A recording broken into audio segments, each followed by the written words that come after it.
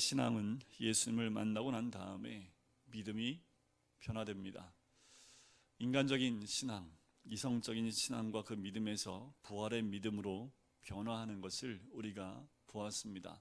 우리가 믿음이 있다 하지만 우리가 이성적인 신앙을 가지고 있을 때가 참 많습니다. 제 이름이 정규인데요. 바를 정자에 헤아릴 규자입니다. 제가 뭐 할까요? 맨날 하는 짓이 바르게 헤아리려고 맨날 불리는 이름대로 살려고 무슨 애를 쓰는 뭐 그렇게 애를 안 써도 그냥 그렇게 살아가요. 이름이 불려지니까. 그러니 이성적이겠어요? 아니면 은혜적이겠어요?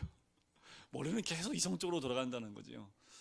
그때마다 하나님의 은혜를 내려주시지 않으면 모든 일들을 이성적으로 또 그렇게 일을 처리하려고 하는 경향이 있습니다. 때로는 일들이 이성적으로 처리될 일들이 있지만 주의 일 가운데 하나님의 은혜가 필요할 때가 더 많지요. 그 은혜를 구하지 않으면 또 그 순간에 주님을 만나지 않으면 저도 참 한없이 마르다처럼 이성적으로 움직일 수 있는 그런 죄인입니다. 마르다는 직접 예수님을 만나 말씀을 들었지만 여전히 그 마르다는 이 지식과 정보에 근거한 믿음을 가지고 있었지요. 믿는 것보다 아는 것에 치우쳐 있었던 그 마르다의 모습을 봅니다. 청년 때 그리고 나이가 어릴수록 어디에 더 많은 관심을 갖냐 하면 아는 것입니다. 그 아는 것을 빗대서 하나님을 보려고 합니다. 그런데 아는 것으로 하나님을 보게 되면 보이는 것이 한계적입니다. 아는 것만큼만 보인다라는 거지요. 하지만 우리 하나님은 우리가 아는 것 그 이상 어마어마한 넓이와 깊이와 높이를 가늠할 수 없는 분이라는 거지요. 그 분을 만나고 나면 내가 알고 있는 것 아무것도 아니라는 것을 그때 가서야 깨닫게 되는 거지요. 예수님이 대화 중에 마르다의 믿음을 그렇게 바로잡아 놓는 거예요. 진정한 믿음이란 인간적 사고나 정보에 있지 않고 부활과 생명에 있다라고 말씀을 해주시지요. 예수께서 이르시되 나는 부활이요 생명이니 나를 믿는 자는 죽어도 살겠고 무릇 살아서 나를 믿는 자는 영원히 죽지 아니하리니. 그 다음이 중요합니다. 그 다음에 뭐라고 하십니까? 이것을 내가 믿느냐라는 거지요. 이 11장 25절과 26절 이 말씀은 마르다와 같은 우리 모두에게 던지는 도전이십니다. 내가 믿느냐라는 거예요. 우리가 이 도전을 받을 때 목사가 물으면 아멘 하시지만 실제로 우리가 주님 앞에 서서 과연 내가 부활의 주님을 생명의 주님을 진짜 믿고 있는지, 믿는 자는 죽어도 살겠고 살아서 믿는 자는 영원히 죽지 않는 것, 그것을 정말 내가 믿고 있는지, 그것을 내가 믿느냐라고 마르다에게 질문을 하시지요. 마르다는 자신의 믿음에 문제가 있음을 발견합니다. 그리고 주님의 그 사랑과 격려, 도전의 말씀에 힘입어 자기의 믿음을 바꿔가기 시작을 하는 거지요. 이 바꿈은 예수를 만났을 때 가능합니다. 예수님을 만나지 않으면 이런 도전도 받을 수 없고요. 그 부활과 생명의 그 믿음과 또 그 신앙 가운데 나갈 수 없습니다. 예수님을 만난 지 너무 오래되셨어요. 그러면 바로 이성적으로 우리의 모든 신앙이 가 있다고 보시면 됩니다. 우리는 추가 있으면 예수를 만났을 때 그 은혜의 예수님께, 믿음의 예수님께로 향하지만 예수님을 만난 지 오래되면 자동적으로 우리는 이성적이 됩니다. 이성적인 사고로 예수님을 믿고 있다라고 생각을 해요. 그것이 우리들의 기본적인 모습입니다. 그래서 오늘도 예수님 만나지 않으면 안 돼요. 매일 예수님 만나지 않으면 나는 나로서 또 돌아갑니다. 마르다가 예수님을 만나 변화된 것처럼 오늘 이 밤에도 예수님 만나야지 내가 변할 수 있는 겁니다. 내가 변하지 않으면 그 부활과 생명 가운데 기초를 둘 수 없기 때문에 그래요. 우리도 인간의 이성에 기초한 믿음을 버리고요, 성령에 근거한 그 약속의 믿음을 가져야 합니다.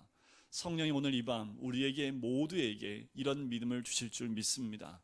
오늘 예수를 만나시고 또 예수님 안에서 그 부활과 생명의 믿음이 우리의 모든 심령을 깨우고 또 그 믿음 가운데 나가는 복된 이 밤이 되시기를 주의 이름으로 간절히 축원드립니다. 이제 마르다는 말이 달라지기 시작을 해요. 예수를 만나면 말이 달라집니다. 이성적이면요 따박따박 따지면서 또 판단하게 되고 날카롭게 되고 좀 그래요. 그런데 예수님 만나면 푸근해집니다. 예수님 만나면 그냥 바보가 돼요. 그냥 웃고 누가 막 찔러대도 아파 이러고 그냥 끝내고, 예수를 만나면 그렇게 되는 것 같아요. 예수를 만나면 여유가 생깁니다. 예수를 만나면 그 믿음 가운데 풍족함이 있어요.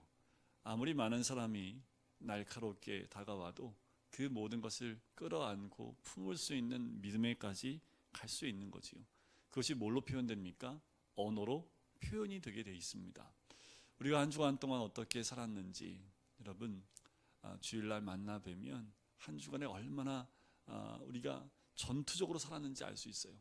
딱 와서 교회에서 얘기하신 거 보면 야, 한 주간 동안 정말 전투하고 오셨구나, 그 말과 그게 전투했던 그 모습이 드러날 수 있지요. 근데 예배 끝나고 나면 그 모든 것이 다 풀어집니다. 풀어지고 말씀 가운데 또 이게 말이 유순해지면서 또 식사할 때는 얼굴 보면 다 천사들 것처럼 이렇게 식사하시는 모습들이 있어요. 뭐 다는 아니고 또 다 아니기도 하고 하지만 분명한 것은 예배를 통하여 주님 만난 사람의 모습은 말과 얼굴 모습과 표정이 달라지는 거지요. 예수님 말씀이 항상 안다라고 대답하던 마르다는 드디어 27절에 보면 이 신앙 고백을 하지요. 이르되 주여 그러하오이다. 주는 그리스도시요 세상에 오시는 하나님의 아들이신 줄 내가 믿나이다. 고백하면서 믿기 시작하는 거지요. 마르다의 말은 이전과 확연히 달라집니다. 우리는 마르다의 이 말 가운데서 변화된 세 가지를 발견할 수 있어요. 첫 번째는 아멘 신앙입니다. 주여 그러하베다. 그 말은 예수님 말씀 맞습니다 라는 그 고백입니다. 아멘, 맞습니다. 주님 말씀에 그 말씀을 믿겠습니다 라는 그 고백이 나오는 거지요. 우리는 말씀을 듣거나 기도할 때 아멘으로 화답해야 되는 것이 바로 주님을 만난 모든 자들에게 드러나는 것이 이 아멘이라는 화답입니다. 두 번째는 신앙 고백으로 변한 거죠. 믿음이 주는 그리스도시요 세상에 오신 하나님의 아들이신 줄 내가 믿나이다. 믿음의 가장 큰 클라이막스, 믿음의 클라이막스가 뭐냐면 주는 그리스도이십니다. 이게 가장 큰 클라이막스, 이게 가장 절정에 있는 겁니다. 우리가 다 알고 있는 거지요. 아시면 안 된다니까요. 믿어야지요. 주는 그리스도시라는 게 뭐예요? 내 구주입니다라는 거죠. 나를 죄에서 구원하신 구주이십니다. 메시아이십니다 라는 고백이 주는 그리스도이십니다. 이 고백이 우리 신앙의 기본이 되어야 되는 거고 중심에 있어야 되는 거고 흔들리지 않는 가장 중요한 고백이어야 됩니다. 근데 식사할 때 그릇 먹고 내용물을 버리는 사람이 있습니까? 아니죠. 말이 헷갈리죠. 그릇 먹는 사람이 어디 있어요? 그릇은 용기잖아요.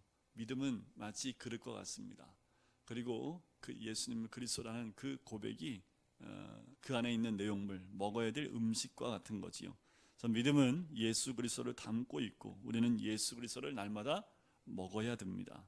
주는 그리스도시고 세상에 오시는 하나님의 아들이십니다. 이 마르다의 고백은 믿음의 핵심의 고백입니다. 세 번째는 마르다는 더 이상 안다라고 얘기하지 않고요, 믿는다라고 말을 하는 거지요. 예수님은 부활과 생명이신 것을 믿습니다. 아멘, 그렇습니다 라고 고백을 하는 거예요.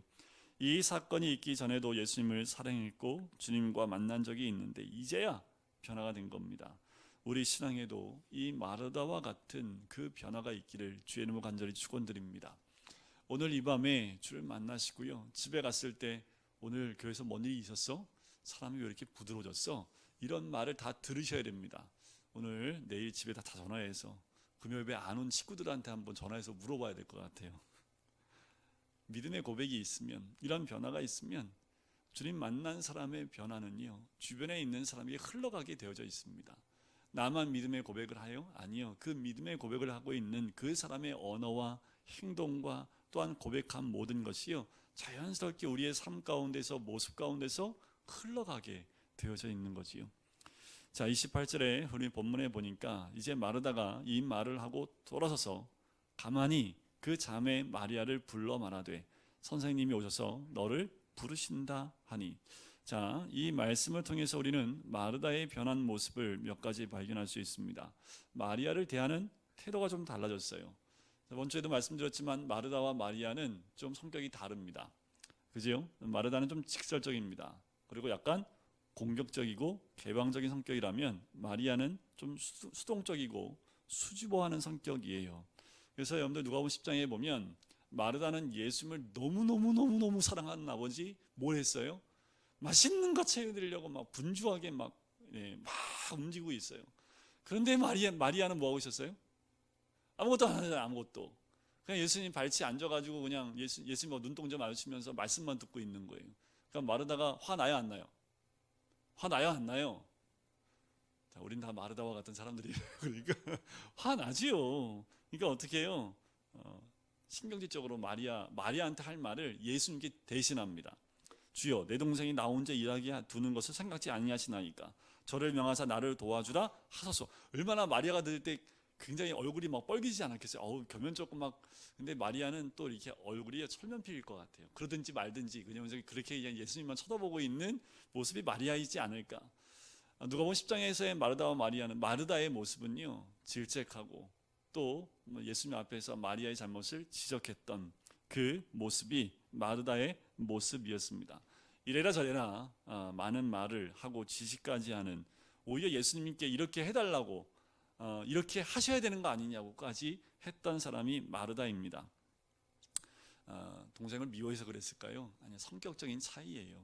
성격이 좀 다르기 때문에 서로의 다름에 좀 매끄럽지 못한 모습들이 서로 부딪힐 수밖에 없는 거지요. 예수님을 독점하고 싶은 마음에 그 질투의 마음이 컸기 때문에 그런 거 아니겠습니까? 하지만 오늘 본문에 보면 마르다는 돌아가서 가만히 그 형제 마리아를 불러 말하되 선생님이 오셔서 너를 부르신다. 어때요? 부드러워요? 조금 날카로워요? 제가 좀 부드럽게 얘기를 해서 그러는가요? 좀 부드러웠지요. 질책하는 거 없습니다. 마리아를 가만히 불러서 야, 예수님이 부르시니까 빨리 한번 가봐라 라고 마르다가 마리아를 챙겨주는 모습이 나와요. 확실히 예수님을 만나고 난 다음에 마르다의 모습은요 날카롭지 않고 오히려 그 푸근함과 그 사랑하는 마음이 그대로 말과 행동에 드러나는 모습을 보지요. 두 번째, 마르다는 조용히 마리아를 부른 겁니다. 많은 사람이 있는 곳 가운데서 마리아를 살짝 불러서 그에게만 인격적으로 대하면서 그 예수님의 메시지를 전하고 있는 모습을 봐요. 어쩌면 마리아를 배려하고 있는 모습이다라고 볼 수 있겠지요. 세 번째는 주께서 너를 부르신다는 메시지를 전달하고 있는 거지요. 메시지 전달하는 그 과정 가운데 여러 가지 사건과 여러 가지 왜곡된 말도 전할 수 있지만 사랑하는 마음을 가지고 메시지를 빠르고 정확하게 전달하는 마르다의 모습을 봐요. 인간적인 믿음에서 부활의 믿음으로 남을 배려하는 믿음의 소유자로 바뀐 이 마르다의 모습을 봅니다. 자, 예수님이 초청하시는 모습이잖아요. 자, 예수님이 너를 부르신다 라고 초청하는 모습이 나옵니다. 성경에 보면 이 예수님이 초청하는 그 말씀들이 굉장히 많이 나와요. 수고하고 무거운 짐진 자들아 다 내게로 오라. 내가 너희를 쉬게 하리라. 누구든지 목마르거든 내게로 와서 마시라. 나를 믿는 자는 성경의 이름과 같이 그 배에서 생수의 강이 흘러나리라. 구하라. 그리하면 너희에게 주실 것이요. 찾으라. 그러면 찾을 것이요. 문을 두드리라. 그러면 너희에게 열릴 것이라. 예수님이 직접적으로 우리를 초청하시고 부르시고 계시는 말씀들이지요. 그런데 오늘 본문은 마르다를 통해서 간접적으로 마리아를 초청하고 있는 모습을 봐요. 마르다가 전한 말을 보면 예수님이 속히 마리아를 보고 싶어 하심을 알 수 있습니다. 그럼에도 불구하고 직접 가지 않으시고 마르다를 통해서 마리아를 부르시는 모습을 볼 수 있어요. 좀 무관심하신 것 같고 좀 달려가셔서 그 괴로움에 있는 그 마리아를 끌어안고 가시면 좋을 것 같은데, 하지만 예수님의 마음 가운데는 이미 마리아가 어떤 마음인지를 알고 계신 것, 이 말씀 뒤에 눈물 흘리시는 예수님의 모습을 통해서 알 수 있지요. 우리 주님은 모른 척 하시는 것 같지만 다 알고 계시는 분인 줄 믿습니다. 예수님은 마르다를 통해서 마리아를 초청하시듯 우리 모두를 초청하고 계세요. 내가 너를 기억하고 있고 너의 눈물과 슬픔을 알고 있다. 얼마나 힘들어하는지도 알고 있다. 너를 만나 위로해주고 싶구나 라는 것이 우리 예수님의 부르심 가운데 있었던 마음 아니겠습니까? 자, 우리가 마르다와 마리아, 오늘 본문에 나와 있는 이 두 여인을 통해서 좀 배울 수 있는 것이 있습니다. 마르다는 말씀을 전파하는 사명을 감당하는 그의 모습을 볼 수 있지요. 마리아를 불러오라고 말씀하시는 그 말씀을 전달할 책임 맡은 사명자로서 그 짧은 시간에 그 말씀을 전했던 것처럼 우리 모두에게도 이런 사명이 있습니다. 너희는 가서 모든 족속으로 제자를 삼아 아버지와 아들과 성령의 이름으로 세례를 주고 내가 너희에게 분부한 모든 것을 가르쳐 지키게 하라. 사도행전 1장 8절 말씀, 오직 성령이 너희에게 임하시면 권능을 받고 예루살렘과 온 유대와 사마리아와 땅끝까지 이르러 내 증인이 되리라. 믿는 자들에게 복음을 위임하신 거지요. 복음을 전파해야 될 책임을 지고 있는 겁니다.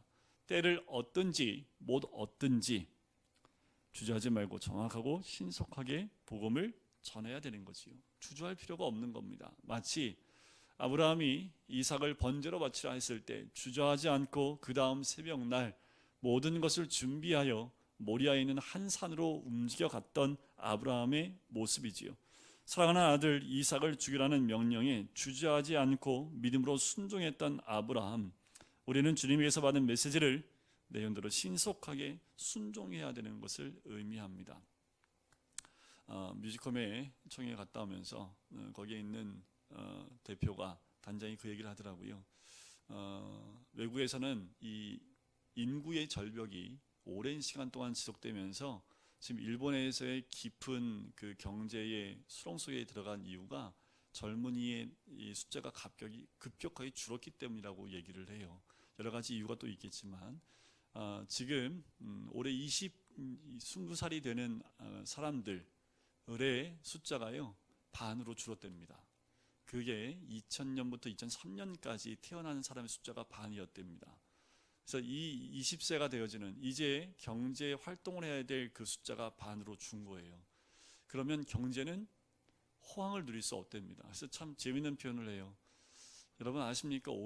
지금이 가장 최고점입니다 라고 얘기를 해요. 작년에도 힘들다고 얘기하는데 작년이 아마 앞으로 20년 안으로 우리나라에서 가장 최고의 경제 흥황을 누렸던 때가 아마 2019년이었을 것입니다. 앞으로 20년 동안은 못 누릴 겁니다. 인구가 줄기 때문에. 그런데 다른 나라에서 수십 년 걸린 거 우리는 한 5년 만에 해치워버리는 나라잖아요. 이런 충격도 마찬가지라고 이야기합니다. 그런데 2016년, 17년, 18년에 한 번 더 반으로 줄었대요. 그러니까 이 아이들이 20살 될 때 그때 또 지금의 숫자의 반으로 또 줄었답니다. 다른 나라는 한 번의 충격인데 우리나라는 연타석으로 두 번의 충격을 받게 되어져 있대요. 그러면서 같은 마음이 공유된 게 뭐냐면 급하다라는 겁니다. 뭐가 급하냐 하면 이럴 때일수록 주의 복음이 전파되지 않으면 교회들이 문을 닫을 수밖에 없고 또 교회들의 사람은 자연적으로 줄어갈 수밖에 없고 어린아이들과 젊은이들이 점점 줄 수밖에 없다는 것이요. 우리가 우리 자녀에게 믿음을 심어주는 것 정말 중요합니다. 지금 마르다가 마리아에게 예수님의 말씀을 전해줬듯이요. 우리 부모님들이 자식에게 우리 자녀들에게 주의 살아있는 복음을 전해주는 것이 우리의 생명처럼 느끼셔야 되고 그렇게 여기셔야 되고 더 나아가서 만나야 될 사람들 전도사님하고 일주일에 한 번씩 전철역에 나와서 전도를 하는데 젊은 사람들은 참 쌩해요. 정말 한 20대 초반은요 눈도 안 마주치더라고요. 어우 추워요. 그래도 좀 나이 드신 분들은 그래도 이렇게 받아가시는데 이 젊은 사람일수록 정말 쌩한데 너무 안타까운 건 저들이 예수님을 만나야 되는데 저 사람들이 젊은이들이 예수님을 만나야 되는데라는 아쉬움이 있습니다. 그런데 우리 청년들이 드디어 MT를 가기로 결정을 했습니다. 그래서 1박 2일 2월 7일 8일 이제 우리 청년들이 꽤 많이 가요. 이번에 많이 동참해서 가는데 기도를 많이 해야겠다라는 생각이 듭니다. 가서 교제도 나누고 서로 이 담도 다 허물고 좋은 시간들을 보내는 것 굉장히 중요하지요. 그렇게 하면서 시작이지요. 믿음의 공동체가 그렇게 시작이 되는 거지요. 우리 청년들을 위한 기도도 참 많이 필요하다. 이 청년들이 얼마나 귀한지 우리 교회 나오는 청년들 한 명 한 명이 믿음 위에 세워질 수 있도록 우리가 정말 눈물로 기도해야겠다라는 생각이 듭니다. 우리 안에 이 소망과 또 이런 사명이 다 있기 때문에 그렇지요. 자, 마리아에게서 배울 수 있는 것은 예배하는 신앙입니다. 자, 뭐냐면 마리아가 얘기를 딱 듣자마자 곧바로 행동에 옮기는데요. 29절 한번 보시겠어요? 29절에 보니까 마리아가 이 말을 듣고 급히 일어나 예수께 나가지요. 자, 마리아 정말 예수님을 사랑하는 건 맞습니다. 애타게 예수님을 기다리면서 오라비의 죽음으로 인해 집안에서 눈물을 흘리고 있는 그 마르다가 널 찾는다, 마르다가 예수님이 널 찾는다 라는 메시지를 듣자마자 급하게 예수님께 달려가는 그의 모습을 봐요. 속히 달려갈 수 있는 우리의 모습이었으면 좋겠습니다. 여러분, 주를 만나는 장소에는 속히 오셔야 됩니다. 이런 마음이 있었으면 좋겠어요. 마리아처럼 야, 예수님 만나러 가야지 하면 나아가 속히 달려갈 수 있는 그 마음의 준비가 우리 모두가 되어져 있으면 좋겠습니다. 우리가 영화를 보러 갈 때에도 늦지 않게 가려고 하고 했던 그 모습들처럼 어쩌면 예수님 만나러 날아온 자리는 우리가 먼저 와서 또 간절한 마음으로 기다리고 또 달려와야 되는 마음이 아닐까라는 생각이 들어요. 주님께서 부르실 때 아멘하고 뛰어갈 수 있어야 된다는 거지요. 곧장 행동으로 옮길 수 있어야 합니다. 마리아는 모든 것 다 팽개치고 황급히 일어나 예수님께 달려가지요. 이것이 축복의 시작이고 기적의 시작입니다. 여러분들 이 마음 소유하시길 주의 이름으로 간절히 축원드립니다. 목사님 언제쯤이었나? 그때는 정말 그랬는데요. 이러시면 안 돼요. 그 마음은 지금도 동일하셔야 됩니다. 이건 변함이 없으셔야 돼요. 예수님이 나를 만나시기 위해 기다리고 있다는 그 마음으로 예배의 자리로 뛰어나올 때 그때 축복이 시작되어지고 기적이 시작되어집니다. 이게 마리아가 막 황급히 뛰어나가니까 사람들이 어떻게 해요? 같이 따라 나오잖아요. 뭔지 모르겠는데 나가니까 같이 따라 나가는 것처럼 여러분들이 막 황급하게 오면 저 사람 어디 가나 하고 사람들이 막 쫓아올 수 있도록. 왜 그랬을까요? 사람들이 물러가는 줄 아는 거예요. 당시에 이 유대인들의 장례 가운데 우리나라도 그 울어주는 사람도 있었죠. 옛날에 뭐 한다고? 곡해주는 사람도 있죠. 여기 유대인도 마찬가지예요. 곡해주는 사람을 돈 있는 사람들, 부자들은 돈 주고 사요. 그래서 계속 울어주게 하는 역할을 하는데 이 조문객이 오면요, 기본 예의가 뭐냐면 가족들과 함께 울어주는 게 예의였습니다. 그러니까 마리아가 막 황급하게 확 뛰어나가니까 얘가 지금 울러가나 보다. 그 오라비가 묻혀있는 그 무덤으로 울러가나 보다 하고 위로했던 유대인들이 함께 몰려서 따라가는 그 모습이 30절과 31절에 나오지요. 마르다에게서 소식을 전한 마리아는 예수님을 만나고자 이렇게 행동을 한 거지요. 마리아가 이제 예수님 계시는 곳에 가서 예수님 배웠어요. 그리고 뵙자마자 했던 게 뭐예요? 그 발 앞에 엎드렸다라는 겁니다. 마르다와 다른 모습이 여기에 있습니다. 마르다는 이런 모습이 전혀 없어요. 그런데 마리아는 예수님 보자마자 뭐 했어요? 그 발 앞에 엎드렸다라는 거예요. 엎드렸다라는 그 말, 그것은 곧 예배한다라는 것을 의미합니다. 마르다는 예수님을 만나서 똑같이 마르다와 같은 똑같은 말을 해요. 근데 마르다는 딱 느낌이요, 좀 투정이 있는 것 같은, 좀 불평이 있는 것 같은 그런 어투인데 마리아는 어떻습니까? 마리아는 똑같은 말을 하는데 달라요. 왜냐하면 그 말을 하고 울어버리거든요. 불평이 섞인 말이 아니라 주님에 대한 간절한 마음의 대화를 하는 거지요. 우리가 무릎을 꿇고 예수님께 예배할 때 기적과 축복이 시작되는 줄 믿습니다. 예배가 그만큼 중요합니다. 하나님께 나와 주님께 나와 예배할 때 기적과 축복이 여러분들 시작이 돼요. 이 모습을 자녀들이 보고 배우는 거지요. 우리 자녀들이 예배를 위해 준비하고 나가는 부모의 모습을 보면서 예배를 준비하는 그 과정들을 함께 보는 거지요. 우리는 주님께 찬양할 수 있어요. 하지만 중요한 것은 예배하며 찬양하는 것이 정말 중요합니다.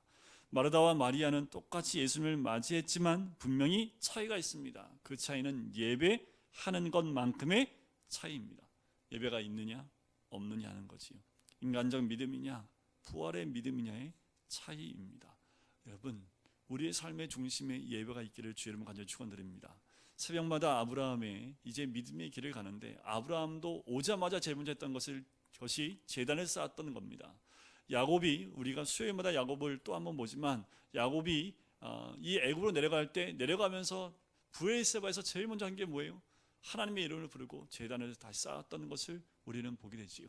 예배 자리에 나갔을 때 그 예배를 통해서 만나는 하나님, 우리 위해 준비하시는 하나님의 은혜와 그 이적과 축복을 누리게 될 줄 믿습니다. 마리아의 신앙 고백, 주님 여기 계시면 우리 오라비가 죽지 않았을 것입니다. 마리아는 하나님의 아들이신 예수 그리스도의 주님 되심을 예배하는 거지요. 우리는 주님 앞에서 예배자로 서야 함을 믿습니다. 하나님은 지금도 영과 진리로 예배한 자를 찾고 계세요. 우리가 예배할 때 주님의 기름 부으심이 있고 기적이 있습니다. 우리는 항상 급한 일을 만나고 하고 싶은 말들이 많으며 힘들고 고통스러운 일들을 자주 당하지요. 그럴 때일수록 주님께 나와 엎드려 예배하는 우리 모두가 되기를 간절히 소원합니다. 힘드시고 어렵고 병들고 지치고 실패하고 좌절하고 있을 때, 그때 무릎 꿇고 예배 드릴 때 주님의 축복과 기적이 우리 모두에게 임하게 될 줄 믿습니다.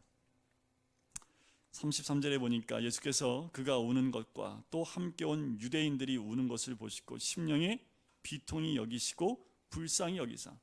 자, 여기서 놀라운 메시지를 우리에게 던져주고 있는데, 예수님이 마리아의 신앙 고백을 듣고 35절에 보니까 이렇게 나오지요. 예수께서 눈물을 흘리시더라. 눈물을 흘리시는 장면이 성경에 예수님이 눈물을 흘리신 장면이 딱 3번 나옵니다. 근데 여기 한 번 나와요. 여기 한 번 나와요. 이것이 얼마나 중요한 포인트인지 모르겠습니다. 우리는 기도, 신앙 고백, 예배 등으로 예수님을 울게 만든 적이 있냐라는 거예요. 우리는 과연 이 마리아처럼 예수님을 울게 했던 적이 있습니까? 우리가 예수님의 눈에 눈물이 흐르도록 그렇게 만드신 적이 있냐라는 거예요. 예수님 마리아가 우는 것과 함께 온 유대인들이 우는 것을 보고 심령에 비통히 여기시고, 그리고 그 마음에 민망히 여기시는 장면이 나옵니다.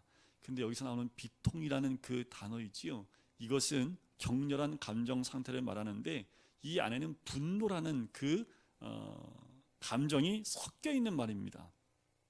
그러니까 이런 거예요. 내가 사랑하는 사람들을 질병, 슬픔, 고독, 죽음 등으로 이렇게 비참하게 만들 수 있는가라는 그 분노와 그 비통함이 가득 채워진 겁니다. 내 사랑하는 사람을 죽음의 권세에 빼앗기는 것에 대한 분노, 그 죽음의 권세 앞에서 울고 있는, 어찌할 수 없는, 그래서 울고 있는 그들을 보며 예수님이 비통해 하시는 거예요. 아파하고 고통스러워하는 그들을 보고 감정의 동요를 일으키시는 거지요. 왜요? 육신을 입고 있는 예수님, 그 감정을 다 알고 계신 예수님이 그들의 그 모습을 보면서 함께 비통해 하고 계신 모습입니다. 우리는 언제 이런 비통함을 느낄까요? 자, 여기서 보면 예수님께서 비통해 하시면서 불쌍히 여기셨다라고 말씀하지요. 이 불쌍히 여기시는 건요, 마치 어떤 불쌍이냐면은 야곱이 요셉이 죽었다는 말을 들었을 때 그 마음 상태를 의미합니다. 그러니까 얼마나 비통하고 얼마나 그 마음에 괴로움이 있고 그 마음에 깊이 있는 슬픔인지 우리 예수님이 지금 그 마음에 그런 비통한 마음이 있다라고 말씀을 하시는 거예요. 이런 감정을 느낄 수 있었던 우리 주님은 이미 우리가 받고 있는 그 모든 아픔들을 다 겪었던 분이기 때문에 이 모든 것을 다 느끼시고 또 공감하시고 끌어안을 수 있었다라는 겁니다. 인간의 질병, 간고, 외로움 등 모든 것을 짊어지고 우리 주님이 십자가에 못 박히셨지요. 예수님은 인간의 모든 슬픔과 고통 그리고 질고에 대해 잘 알고 계시는 분입니다. 그 눈물을 흘리면서 우리 주님이 이렇게 묻지요. 죽은 나사로를 어디에 두었느냐라고 물으십니다. 예수님은 죽음의 권세에 대한 분노로 나사로의 시신이 있는 곳으로 가고자 하시는 거지요. 다시 말씀드린 이런 겁니다. 내가 죽음을 대면하러 가겠다. 인간을 이토록 처참하게 만드는 사망의 세력을 부수러 가겠다라는 그 선전포고와 같은 것이 오늘 죽은 나사로를 어디에 두었느냐라고 그 말씀을 하시는 거예요. 사도 바울은 고린도전서 15장 55절부터 58절에 이런 말씀하지요. 사망아 너의 승리가 어디 있느냐? 사망아 네가 쏘는 것이 어디 있느냐? 사망이 쏘는 것은 죄요, 죄의 권능은 율법이라. 우리 주 예수 그리스도로 말미암아 우리에게 승리를 주시는 하나님께 감사하노니 그러므로 내 사랑하는 형제들아 견실하며 흔들리지 말고 항상 주의 일에 더욱 힘쓰는 자들이 되라. 이는 너희 수고가 주 안에서 헛되지 않은 줄 알미라. 라고 사도 바울이 강권했던 모습. 사망아 너희 승리가 어디 있느냐. 부활신앙을 가진 그리스도인들은 사망의 권세에 맞설 수 있는 능력을 갖고 있는 줄 믿습니다. 사망이 우리에게서 승리를 외치실 수 없기 때문에 그렇습니다. 그래서 예수님이 나사로의 무덤으로 가자라고 하면서 우리에게 그 사망에 대해서 선전포고하시는 그 모습을 본으로 보이신 거지요. 예수님이 사망을 깨뜨리시고 질병과 소외감과 고통의 권세를 깨뜨리신 것처럼 우리도 그렇게 할 수 있는 줄 믿습니다. 우리 주님은 십자가에서 그 모든 것을 이루셨기 때문에 여러분들 우리 삶 가운데 오는 이 모든 괴로움들, 그 모든 어둠의 권세를 깨뜨릴 수 있는 그 힘과 권세가 우리에게도 주님께서 허락하신 줄 믿습니다. 또 주님은 나사로의 죽음을 보고 충분히 여기면서 눈물을 흘리신 것처럼 우리의 고통에도 눈물을 흘리십니다. 지금도 내 안에 있는 그 고통 아무도 모르지만 우리 주님은 아시고 또한 그 고통에 눈물을 흘리시는 줄 믿습니다. 오늘 우리가 이 예수님을 만났으면 좋겠습니다. 마르다가 마리아가 그렇게 예수님을 만나 변화되어지고 위로받고 결국 주님께서 그 사망의 권세 앞에 나아가셨던 것처럼 우리 모두가 그런 은혜를 누리시기를 주님의 이름으로 간절히 축원드립니다. 우리 같이 찬양하시고 기도할까요?